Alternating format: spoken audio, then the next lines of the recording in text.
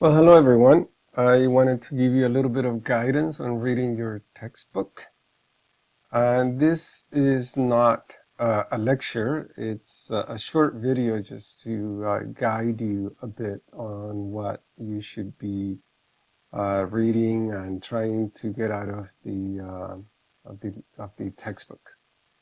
So on chapter 1 for this week, we're going to start with page 4 here, just learning a bit about what geography is. Here, this figure shows you the difference between physical and human geography.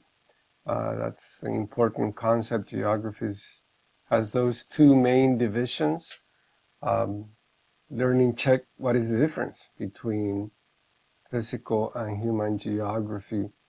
Uh, Moving on to the next page, this is another good figure, figure 1-2. It's showing you how the climate of the Earth is changing. An anomaly in temperature means the difference between the temperature that is being read or recorded versus the long-term average. So this figure shows you how the Earth is heating up and climate change will be a big topic throughout the entire quarter.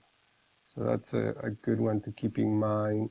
Here's another important figure, 1-3, shows you deforestation in Malaysia.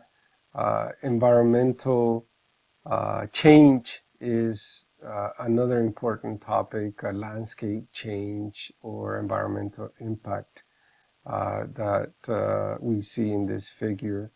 Moving on to page 6 here, science. This is a science class, lab science, so understanding things such as the scientific method outlined here, questions as to, this learning check, such as this one. Why is the term theory sometimes misunderstood by the general public, right? Theory oftentimes is used as meaning something that is just a guess. However, in science, theories actually are best information or best guess, if you want to put it that way. Moving on to the next page. Well, skip this one. Numbers. Okay, we'll be using both the English system and the metric system, so you need to be familiar with both. Some of the conversions between units. Also, you should be familiar how to convert not only between one system and the other, but also how to convert within one system. How do we change from meters to centimeters, or from millimeters to kilometers, right? Or how do we change from miles per hour to feet per second, right? So all those type of conversions are important to know. So if you need help with that, here you can go to Appendix 1.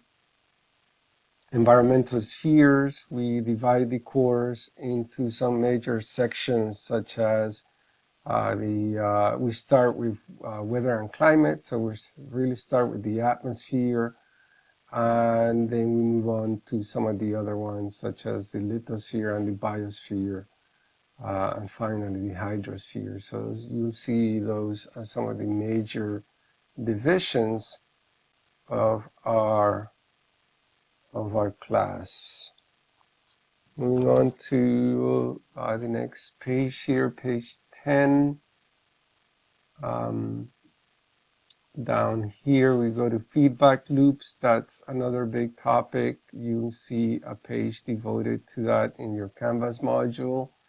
Negative and positive feedback loops, and this is mostly related to climate change. We see that climate or the warming up of the Earth, there are a number of positive feedback loops that are making that issue accelerate and making it more difficult to control.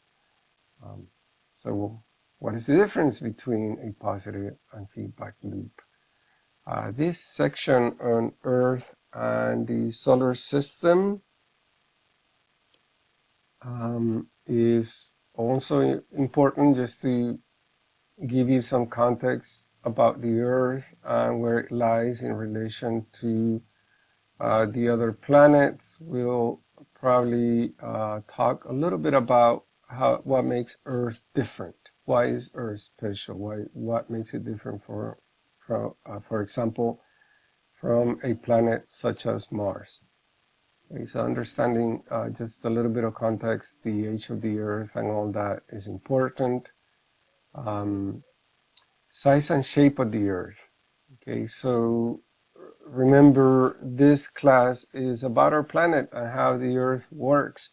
So knowing how big it is, what shape it has, are also important things. If you look at this figure 1.7 and figure 1.8. In 1.7, it talks a little bit about the topography, the high points and the low points on Earth, and figure 1.8 shows you some of the dimensions of our planet.